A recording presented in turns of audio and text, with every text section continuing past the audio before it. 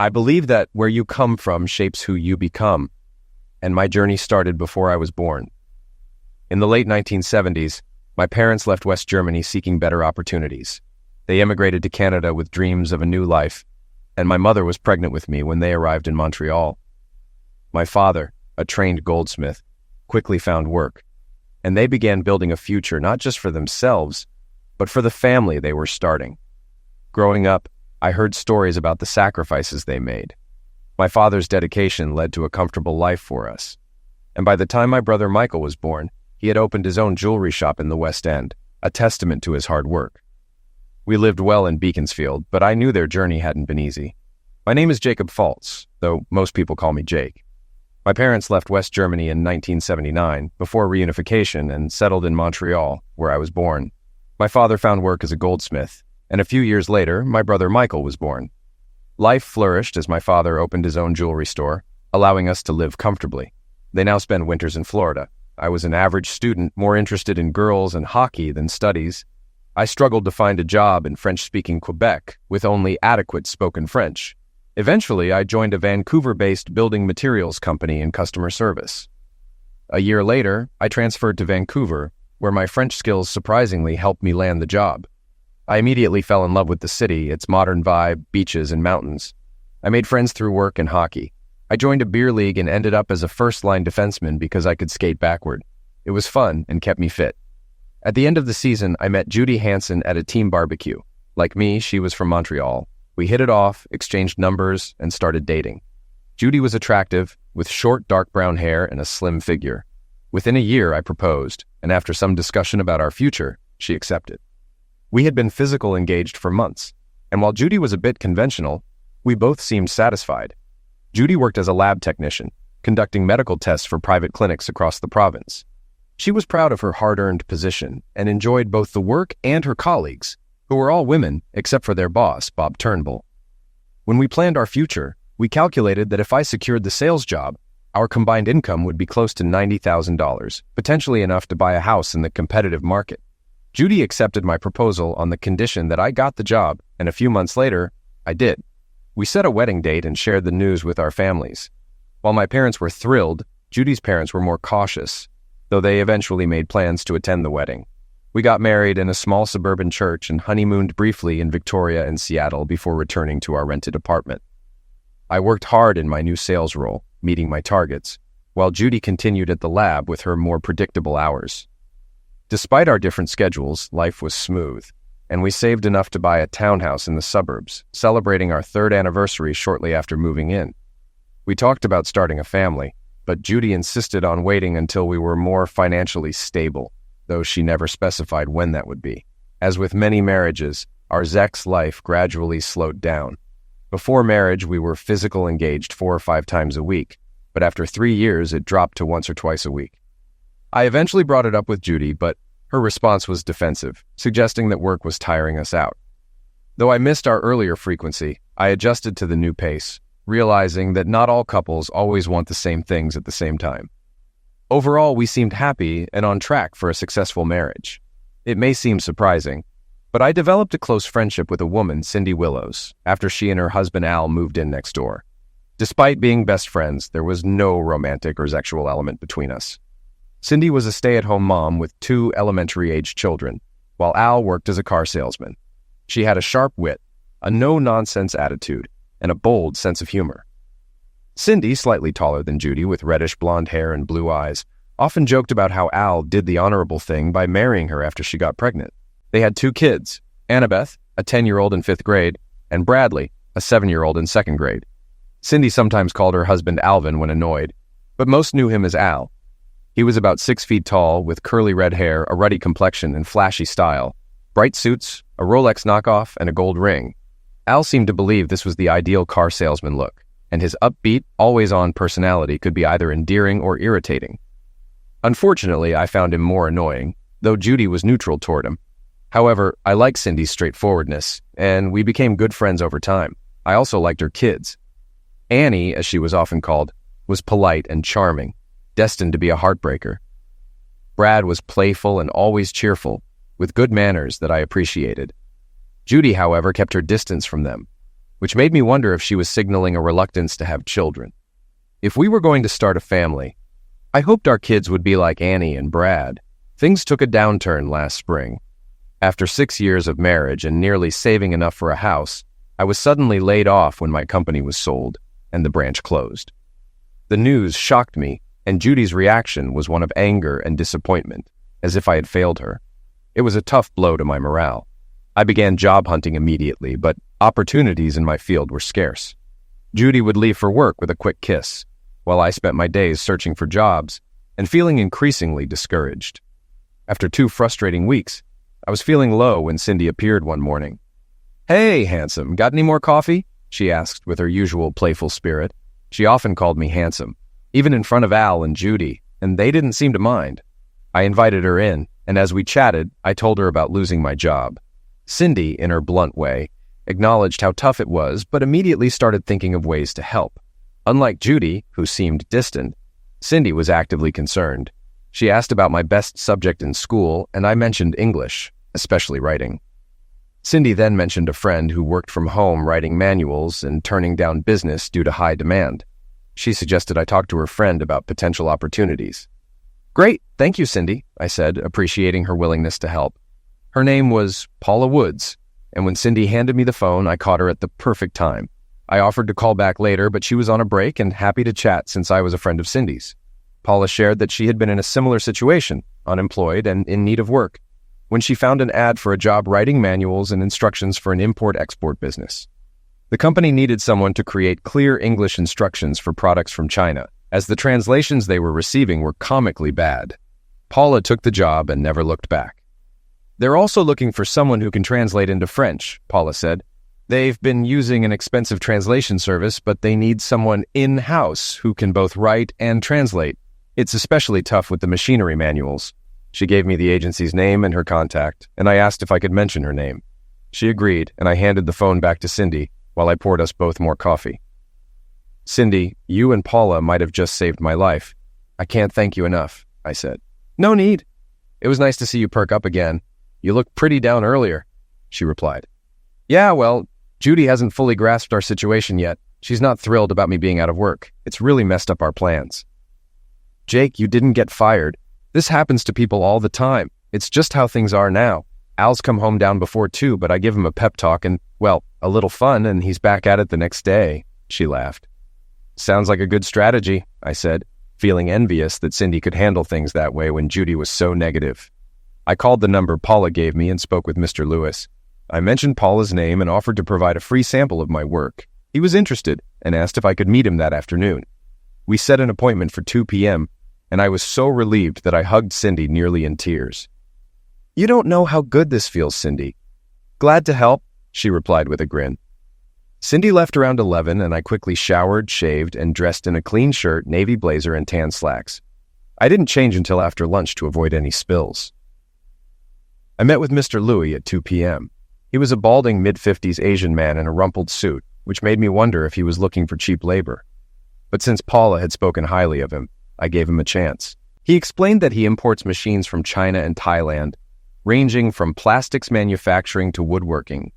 The Chinese to English translations were so bad that even he couldn't understand them, despite reading the original Chinese. He needed clear English instructions for his customers and French translations to sell in Quebec.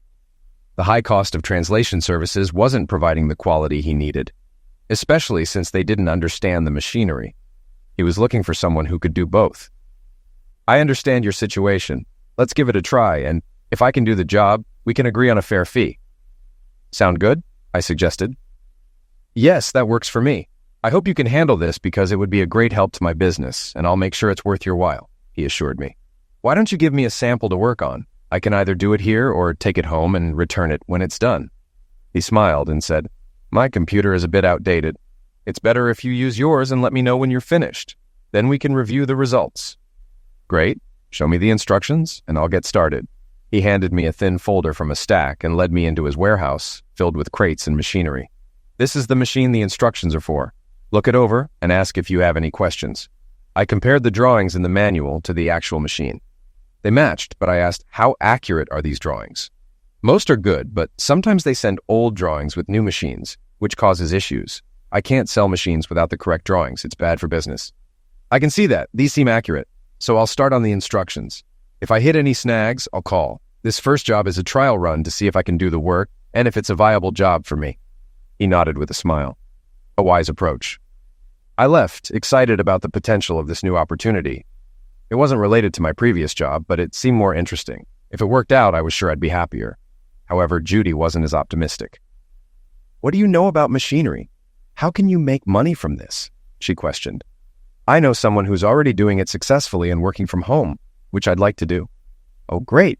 You'll sit around all day while I work hard in the lab." "Why do you think that? Working from home would save us money, no commuting costs. It seems like a good situation." "Show me you can actually earn a living, Jake. I have my doubts. If it were that easy, everyone would be doing it. Remember, I have a mechanical mind and writing skills. Plus, I'm bilingual. That's rare here. I think I have a good shot, but I need to try." "How much is this guy paying you?" "Nothing yet. It's a free trial to prove I can do the job. Once I know what my time is worth, I'll set a price." "Great. You're working for nothing on a job you don't even know if you can do." "Fantastic," she said, stomping off to the kitchen. Her reaction deflated my enthusiasm, but I was determined to prove myself.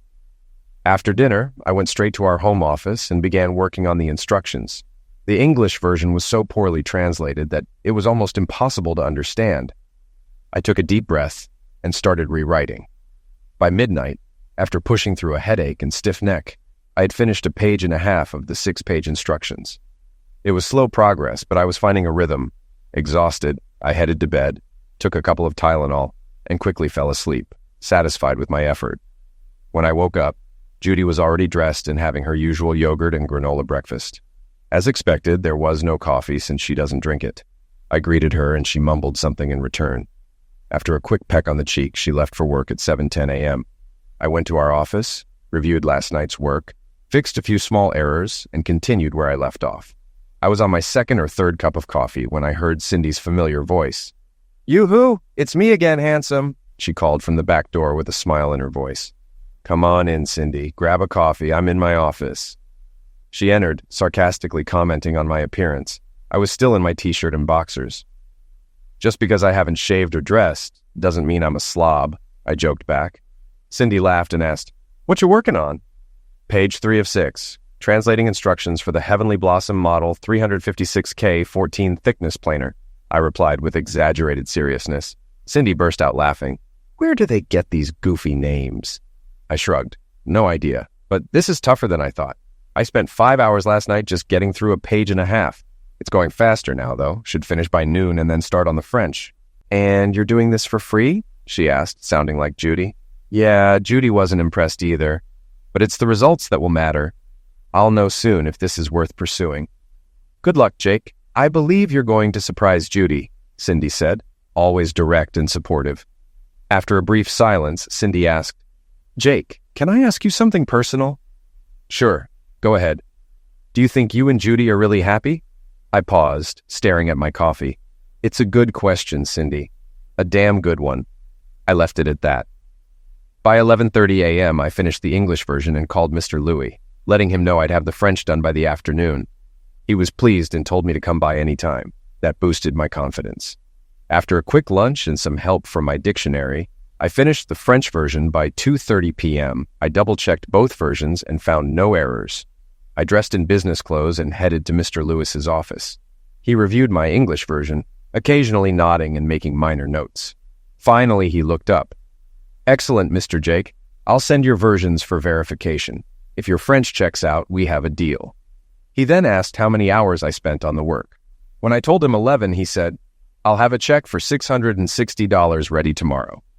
I reminded him that this was supposed to be a free trial, but he insisted, "I don't take advantage of good work. I believe we can do good business together."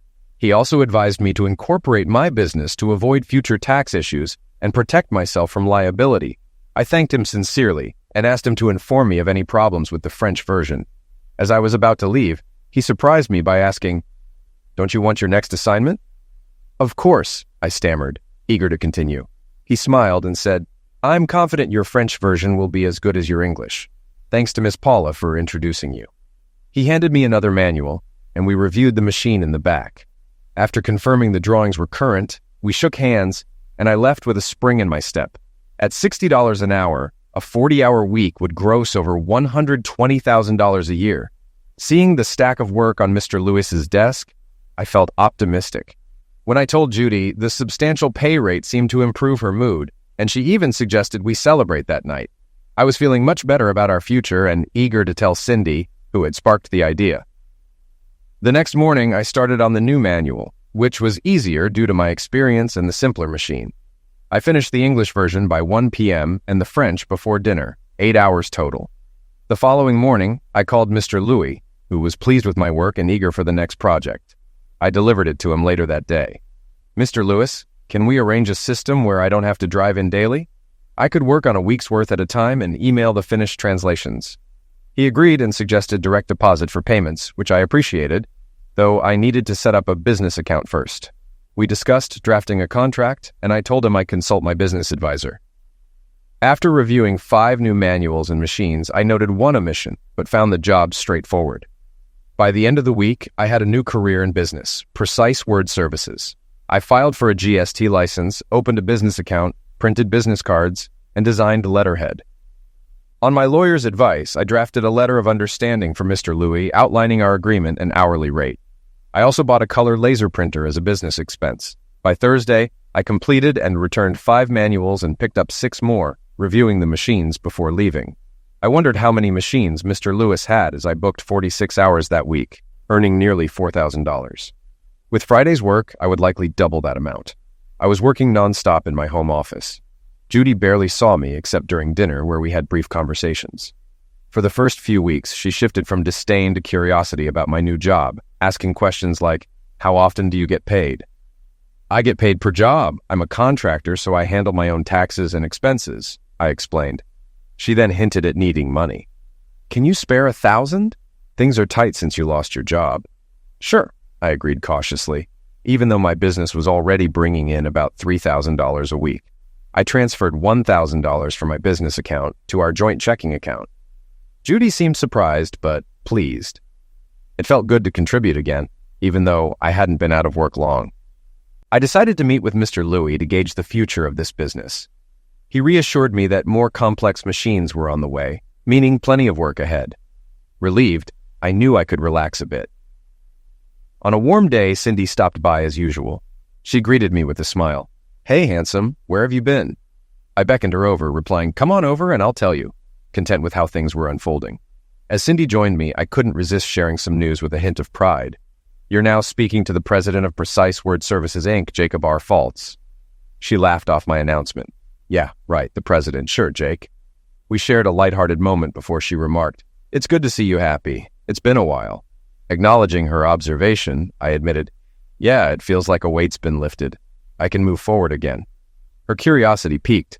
She inquired, "How does Judy feel about it?" I met her gaze, confessing, "She doesn't really know." Cindy seemed puzzled. "You mean she can't decide?" "No," I clarified. "I haven't told her how well the business is doing." She paused briefly before responding, "Oh." I then reminded her, "Cindy, remember when you asked if Judy and I were really happy?" She nodded. "Yeah." Reflecting on our situation, I confided, "I'm not so sure anymore. I haven't lied to her, but I haven't told her everything either." "Why not?" she pressed. I shrugged, uneasy. "I don't know. I just have this feeling something's off." After a thoughtful pause, I posed a hypothetical question. "If you were in my place making good money, would you tell Ala?" Cindy considered my question, then replied, "Jake, that's a tough question. We live on Al's commissions, and it's hard sometimes. I'd hate to think he'd hold out on me." I expressed my concern. "Yeah, that's what's bothering me. I'm holding out on Judy, and I'm not sure why."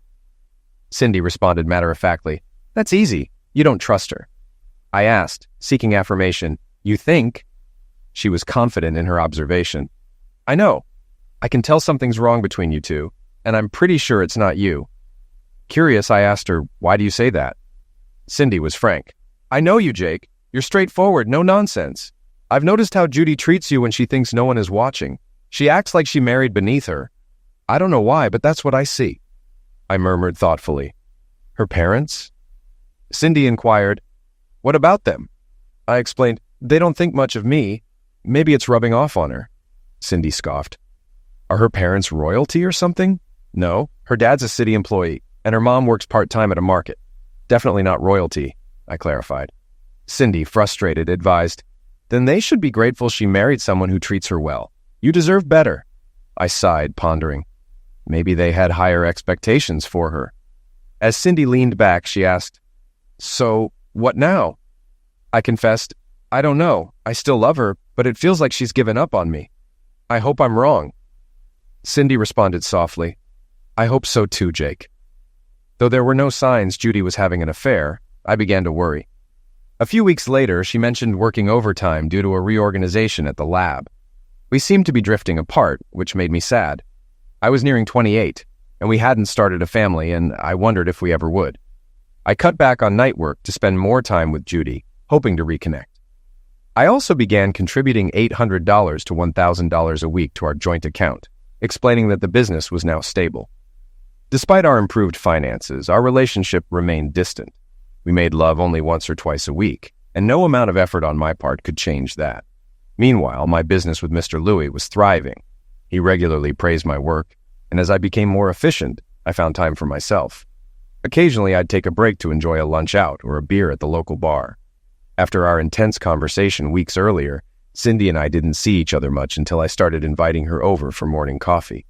It became our daily time to talk openly, without worrying about being overheard. One day, Cindy asked, "How's Judy?" "Same, distant," I replied. "Do you think you two will make it?" "I want to keep trying, but I'm not sure," I admitted. "Both of you need to try for it to work," she said. "Yeah, I know." Then she paused and said, "Jake, she's cheating on you." I froze. Cindy would never joke about something like that. "You know this?" I asked quietly. "Yeah, I know." "With who?" I asked, my voice shaking. "Her boss, Turnbull." "How long?" I asked, feeling cold inside. "Not long with him, but he's not the first." "What? Who else?" "I found out Al slept with her a few months ago." "Holy crap, anyone else?" "I don't know, but one's enough, isn't it?" "Yeah, more than enough," I said. "I'm going to kick Al out. I'm done with him. He's done this before, and if I let it slide, he'll do it again. I'm looking for a job before I leave him. I won't let my kids live in poverty." "Jesus, Cindy, can this get any worse?" I groaned. "I remember you asking me something similar when you lost your job, and Judy gave you hell for it," she reminded me. "What a mess," I said, feeling utterly frustrated. "Yeah," she agreed. "Well, I guess I'll be rethinking my financial plans. No way am I giving Judy anything after this. She can go live with her boss." "Can't blame you. Just don't do anything that'll land you in jail. I need you for my morning coffee," she joked, trying to lighten the mood. "Maybe we should both kick them out and move in together," I said, half joking. "You're forgetting something, Jake." "The kids." "No, I'm not. If they don't come with us, the deal's off," I joked back, trying to lift the heaviness of the moment. Cindy laughed, but I noticed tears in her eyes. We both needed a release from the heaviness of the situation, so we shared a laugh. It felt good to have someone to talk to. We decided to set aside our spouse problems for the day. I had work to finish, and I needed to figure out how to cope with living with Judy until I decided what to do. Surprisingly, I felt emotionally detached, more disappointed than angry. I even wondered how many others there had been besides Al and her boss. That evening, I acted as if nothing had changed, though it took me longer than usual to fall asleep. I kept thinking about what to do and realized I needed proof. Not that I doubted Cindy, but I wanted to see it myself. The next morning, Judy claimed she had to work late again, which I suspected meant she was seeing her boss.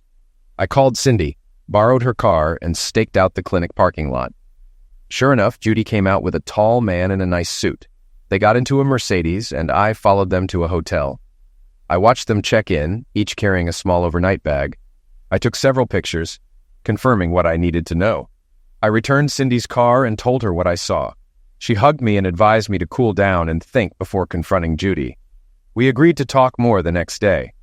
The next morning, Cindy and I had time to discuss our next steps before the kids got home. I was angry and hurt by Judy's betrayal, but knew the marriage was over. There was no doubt about that. I asked Cindy how she found out. She explained that gossip spread through mutual acquaintances. One of Judy's coworkers noticed the affair with her boss, and it eventually reached Cindy through a chain of people who knew we were neighbors.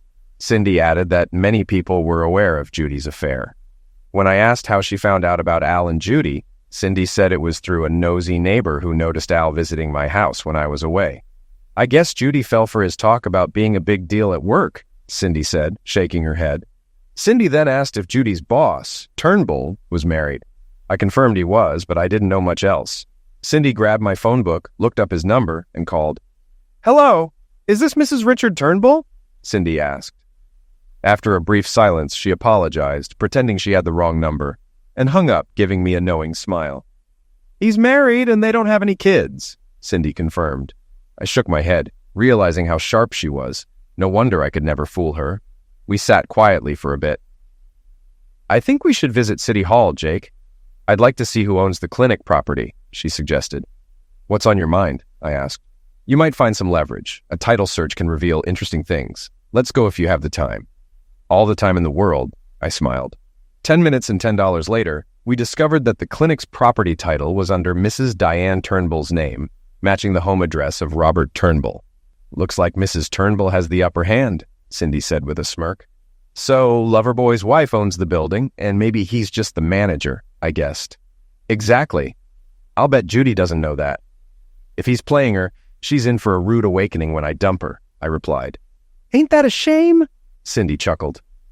We left City Hall and grabbed lunch together. Being with Cindy always lifted my spirits. We avoided discussing our personal issues until we were back at the townhouse. "So what's next?" I wondered aloud. "Did you take the pictures I suggested?" Cindy asked. "Yeah," I said, pulling out my camera and connecting it to my computer. We looked through the photos. These shots at the hotel desk and elevator don't leave much doubt. You could hire a private detective for more evidence, but it probably isn't worth it. Whether you divorce her for infidelity or irreconcilable differences, the outcome will be the same. Save your money and brace for the worst, Cindy advised. "I never thought it would come to this," I said, shaking my head. "No one ever does. I didn't think Al would cheat on me, but he did, more than once. I'm just stuck for now, needing a job before I can leave him and provide for the kids," Cindy said. "I've been thinking about something," I started cautiously. "Hear me out with an open mind." "I'll try," she replied, focusing on my words. "The other day, I joked about us moving in together with the kids, but the more I think about it, the more I like the idea. My income will exceed $125,000 this year. I'm doing well with work, and I could buy a 4-bedroom house in the same school district. You and the kids could move in as tenants until you find a job you like. No strings attached," I proposed. "That's a sweet offer, Jake, but it wouldn't be fair to you. What about your personal life and future? You don't want to stay single forever, do you?" she asked. "No, but this doesn't have to be permanent. If you find a job and want to move out, you can. At least you'd be in a stable environment with the kids," I explained. "Jake, you're a great guy, but what if I move out? What will you do with a big house then?" she asked, concerned. I shrugged. "Maybe you won't want to move out," I said, almost cringing. Cindy's eyes widened. "Are you saying you have feelings for me?" I nodded. "Sorry, but yeah." "Oh, Jake, don't do this to me," she said, clearly conflicted. "Do what?" I asked with a slight smile. "Don't mess with my head. This is too much. I haven't even kicked Al out yet, and now you're coming on to me." "It's not fair," she said, frustrated. "I know, but what they did to us wasn't fair either. This isn't about fairness. It's about what we both know. If you don't feel the same, just say so," I replied. Cindy sat quietly, tears forming in her eyes. She got up, wandered around the kitchen and living room, shaking her head and mumbling to herself. I took it as a good sign. She hadn't said no or gotten angry. She was uncertain, but not offended. "Damn you, Jake," Cindy finally said, walking toward me. "How could you?" Then, without another word, she wrapped her arms around me, pulling me into a tight embrace. When she let go, I stood up and hugged her back. "Can I take that as a yes, then?" I asked. "Of course. How could I say no to you?" she replied, wiping away tears but smiling. "No strings, Cindy. If it works, great. If not, no pressure," I reassured her. She looked into my eyes and said, "I'll make sure it works," then started crying again. I felt hopeful that we could get through the tough times ahead and come out better on the other side. Following Don Simmons' advice, I hired a family law firm and retained Marta Kinsey, a sharp lawyer dedicated to protecting my interests. I decided not to hide my new income during the divorce. I'd disclose everything if necessary, but negotiate to avoid alimony. Marta suggested a bluff, proposing we offer Judy a split of current assets and no alimony. hoping she'd accept without knowing about my new business. I told Marta I'd serve Judy the papers soon, and she prepared the documents. The next week passed without incident, though Judy had 2 more overtime sessions. Marta called to confirm everything was ready, so I called Cindy. "It's D-Day, Cindy. I have the papers and need to figure out how to deliver them. Want to come over?" "Sure, I'll be right there. Get the coffee ready." We chatted over coffee before I laid out my plan. Tonight, I'll confront Judy, tell her I know about Turnbull, and give her the divorce papers. If she resists, I'll show her the photos and mention witnesses. I'll also remind her that Mrs. Turnbull doesn't know about the affair, which could push her to agree. If things get ugly, I'll move out and we can fight it out legally. "Have you packed a bag?" Cindy asked. "Not yet, but I will before she gets home. No overtime tonight," I said with a smirk. Cindy kissed me lightly and hugged me. "Good luck. Tell me how it goes. Once this is over, we'll figure out how to handle Al, which will be tougher." We knew Al wouldn't take things quietly, so Cindy planned to stay in their townhouse until things settled down. I even loaned her enough for Marta's retainer, and we decided to tackle our situations together. That evening, after our usual dinner routine, I told Judy we needed to talk. She tensed up, probably expecting another "we're not close" conversation. "Enough talk, Judy. I know about your affair with Robert Turnbull. Since you don't respect me or our marriage, I'm divorcing you. Here are the papers," I said calmly, surprised by how composed I felt. Her shocked expression was priceless. She gasped for air, coughing and struggling to respond. "How?" was all she could manage. "You weren't discreet. Plenty of people, including your coworkers, knew about the affair." "Oh God. I'm sorry, Jake. I wish I could say something. I'm so sorry." I shrugged. "I'm proposing a 50-50th split. We can sell the townhouse and split the equity, or you can buy me out. I won't be living here again." I remained calm and clear-headed. Judy nodded, saying, "That's fair," though she couldn't look at me. I couldn't resist asking why she hadn't spoken up sooner. I thought she might offer an excuse, but she didn't. "I thought Robert would give me a better life. He's successful, and I believed he could offer more than you could." I considered bursting her bubble, but remembered Marta's advice. "Don't overplay your hand." Instead, I said, "I hope you find happiness. Clearly, you weren't happy with me." "It wasn't you, Jake. You were always good to me. I just wanted more out of life than you could give," she admitted. "An upgrade," I muttered. "Maybe. Robert is wealthy, and I thought he'd provide a good life after his divorce." "He's married?" I feigned surprise. Judy nodded, looking ashamed. "I'm not proud of it. We cheated, but we were good together." Her voice trailed off. "I'm moving out, Judy. I'll stay in a motel until I find a place. If you agree to the settlement, the papers are here. You might want to consult a lawyer," I said, hoping she'd accept the offer. "No, I won't fight it. I hurt you, and I'm to blame. 50-50th is fair. I'll sign the papers tonight," she said, still avoiding eye contact. When I returned with my bag, she seemed surprised that I was already packed, but said nothing. She handed me the signed papers, and I checked them before putting them in my pocket. "I'll come by tomorrow to get the rest of my things and my computer files," I told her. "Of course. This is still your house, Jake." She finally looked at me, her sadness almost making me reconsider. I kissed her cheek and said, "Goodbye, Judy," then quietly left. I had won my freedom, but lost what I had once hoped for. It felt like a hollow victory, but I knew I couldn't stay with her after what she'd done. At the motel, I called Marta the next morning and told her how things went. She was pleased. No drama, just a quiet end to my marriage. I thanked her and hung up. I dropped off the papers on my way to the house, realizing it no longer felt like home. I gathered my clothes and personal items, leaving behind anything else. Judy could keep the photos, and we'd split the furniture later. In my office, I reflected on the end of an 8-year chapter of my life. Though I didn't feel great about it, I knew I had to move on. Thinking of Cindy lifted my spirits. I started downloading my files to my new laptop, a task that would take most of the morning. I informed Mr. Lewis that I needed a week off due to personal issues, and he was understanding. I promised to catch up the following week. Working from the motel wouldn't be ideal, but it was manageable. I missed my morning coffee with Cindy, but we were being cautious until she served Al with divorce papers. We met at an espresso shack on Friday and parked in a quiet lot to talk. "How are you holding up?" I asked. "Okay. I'm not looking forward to telling Al. I'll do it in the morning after the kids go to school. It's the only time we're alone," Cindy replied. Marta advised me not to insist he leave if there's no other place for him to sleep. But I'm not sharing a bed with him any longer than necessary. What about the kids? When will you tell them, assuming Al will be gone when they get home? I'll tell them then, Cindy said. Do you think they can handle it? I asked. Annie will be okay, but I found out something that seals it for Al, Cindy said, pausing to sip her latte. Annie got into an argument with a classmate, and the girl said her dad was a regular visitor at her friend's mom's house.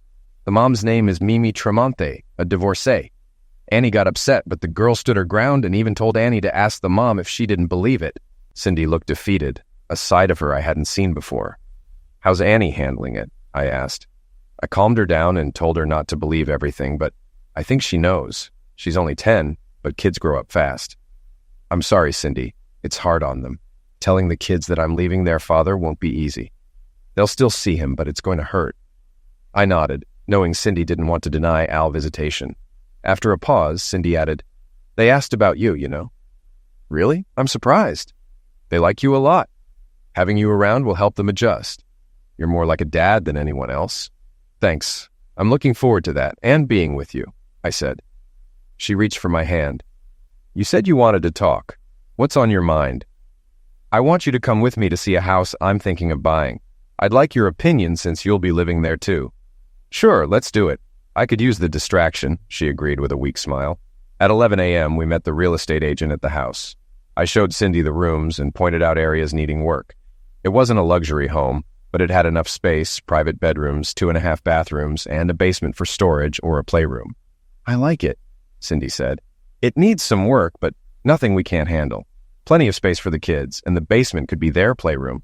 If you're looking for my approval, you've got it. Great. Let's make an offer and see what happens. It's been on the market for 4 months, so we might get a good deal. We told the agent we were ready to make an offer, and he was thrilled, likely due to the slow market. I made a low offer, expecting a counter, hoping to gauge how desperate the sellers were. The empty house suggested they might be carrying 2 mortgages. Afterward, Cindy offered to buy lunch, so we stopped at a sushi bar. She joked that Al would never eat there, and I laughed, glad to see her humor returning, though I knew it might be temporary until she faced Al. The weekend at the motel was lonely. Judy was out of my life, and even though we weren't close, it was still someone to talk to. Now, I was alone, and I couldn't see Cindy either. On Saturday, I took a walk by the river for a break, and spent the rest of the weekend catching up on work. By Sunday afternoon, I was back on track, and Mr. Lewis was pleased when I updated him on Monday. He mentioned a special project he wanted me to take on, so we arranged to meet on Tuesday. I also called Cindy, who had heard from Marta that all the divorce paperwork was ready. Cindy was nervous about telling Al and wanted to discuss her strategy.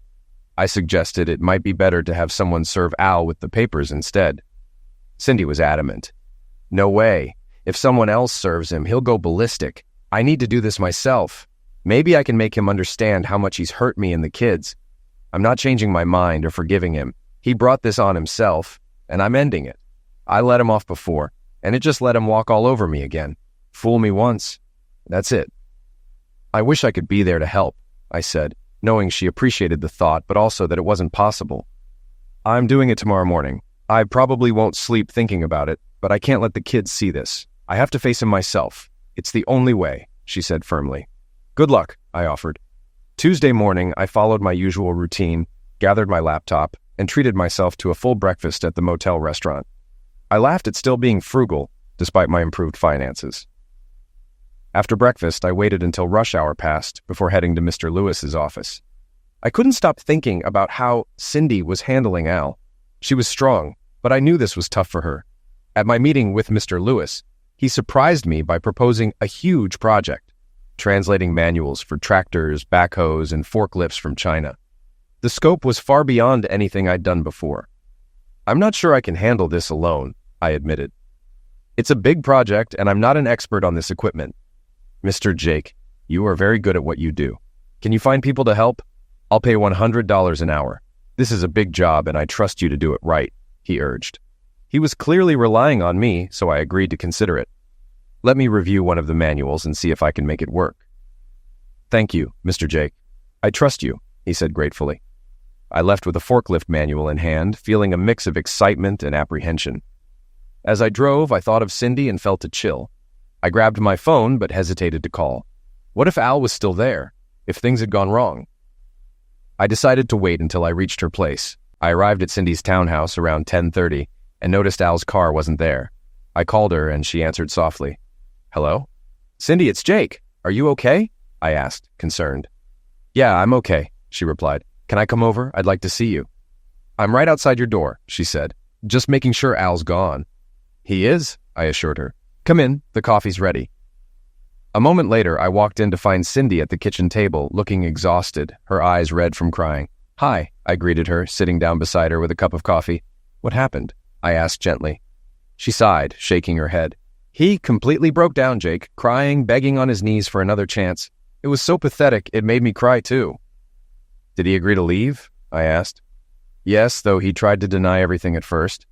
When I mentioned Judy and why you're divorcing her, he looked like he was going to be sick.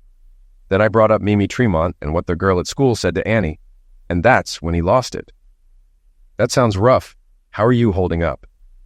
Not great, Jake. Like you, I feel like I wasted years. 10 years I can't get back. Part of me is angry, part of me is sad. There's a big difference between your 10 years and my 7, I said. Oh yeah? Like what? Like Annabeth and Bradley. Tears welled up in her eyes as I took her hands and gently squeezed them. Hold on, Cindy. You'll get through this. Cindy finally broke down, and I held her, letting her release all the pain. She was strong, and I knew she'd come out of this okay, even if it would hurt for a while. Tell me what happened, I urged. She composed herself enough to explain. She had Al sit in the kitchen while she told him she was filing for divorce. He tried to talk his way out of it, but Cindy was too prepared for that. When he realized he couldn't convince her otherwise, he played the sympathy card, bringing up the kids and their years together. But his act only made it easier for Cindy. His fake remorse didn't faze her, and she confronted him with all his betrayals, including the ones she had previously forgiven. By the end, Al was a mess. She had already packed a bag for him and told him to leave. He thought it was temporary until she handed him the divorce papers, making it clear he was gone for good. He left defeated, dragging his suitcase behind him. I wish I could have been there for you, Cindy, I said. No, Jake. I had to do this myself. It wasn't easy, but it was necessary. Don't blame yourself because I'm upset. It had to be done, and it had to be done firmly. Well, I guess we're both starting new lives now, I said. I'm just glad you'll be part of mine. She looked at me intently. Are you having second thoughts about us? Of course not. It's your choice, Cindy. Whatever happens, it's up to you. Jake, that's a cop-out. You tell me you have feelings for me and then you leave it all to me? What kind of man are you? She challenged.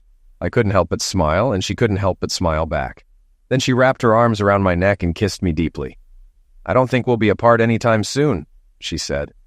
As expected, the offer on the house was countered, but it wasn't far from my ideal price. After a quick negotiation, the deal was done. I now owned a 4-bedroom house in a nice neighborhood. I'm almost embarrassed by how easily I moved on from Judy. I've realized I never truly loved her, not the way my parents love each other. I've learned what real love feels like now, and it's different from what I had with Judy. Since signing the divorce papers, I haven't seen Judy. The final decree will come in February. Rumor has it she and Bobby left with little more than his Mercedes. His soon-to-be ex-wife is running the lab, and Judy seems to have lost her dreams twice. Al is still working at the Chevy dealership, but he's changed. His divorce from Cindy will be final in March. He visits the kids weekly, but stays low-key otherwise. The single life doesn't seem to suit him as much as he thought it would. Cindy, at my suggestion, decided not to ask for alimony or child support. Al's down, and neither of us would find satisfaction in kicking him further. We're financially secure, while Al struggles with mortgage payments and credit card debt. Playing around has proven costly for him. Cindy and I are a completely different story. She doesn't take crap from anyone, including me. I'll never understand why Al cheated on her. He deserves the dumbest man award. I love Cindy like crazy and would fight to keep her. When she says she loves me, I won't argue. I'm benefiting from her high opinion. I'm glad I stay in shape because I don't want to disappoint her. The 4th bedroom didn't stay a bedroom for long. After Cindy kicked Al out, she explained everything to the kids. Annie, aware of her dad's mistakes, took it better than Brad, but both needed reassurance they'd still see him. Brad was quiet for a few days, but eventually adjusted, as kids do. Cindy told them about the new house, big backyard, and that they'd stay in the same school, which eased their concerns. When she mentioned I'd be living with them, Brad cheered, and Annie nodded approval. They seemed to feel the same way about me as I did about them.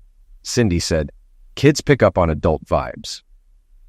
We moved into the new house after Halloween. I took the kids trick-or-treating in their old neighborhood, and they enjoyed seeing familiar faces. No sign of Al, probably something he couldn't handle. I hired movers to make the transition smooth. Judy and I agreed on splitting furniture, and I avoided arguing over small things. Al, now living with a work friend, didn't need furniture, so we took care of it, ensuring he got half its value. I only had to buy a TV for the kids and a few dining room items. With Christmas approaching, I'm excited. I plan to spoil Cindy and the kids, but carefully, to avoid too much heat from Cindy. She knows how much I care about them, and that's made our new life easier, along with the improved Zek's life. Cindy is far more passionate and uninhibited than what I was used to, and I'm doing just fine, thank you. To avoid disturbing the kids, I set up my office in the bedroom between theirs and ours. We've also embraced the benefits of working from home, turning happy hour into a midday affair. As for my career, I found a multilingual engineer perfect for Mr. Lewis's project. We secured a contract to produce manuals in English, French, and Spanish as Mr. Louis eyes the American market. I have years of work ahead, not just for him, but for others who've discovered my skills. I'll need to expand to meet the growing demand. Cindy is my personal assistant, excelling at negotiations, scheduling, and finances. She's truly my partner. And to top it off, we're getting married during spring break in Hawaii, with our families joining us. Cindy's mother, a widow, will be there too. She never liked Al, so I'm starting fresh with her. This time, it's for keeps.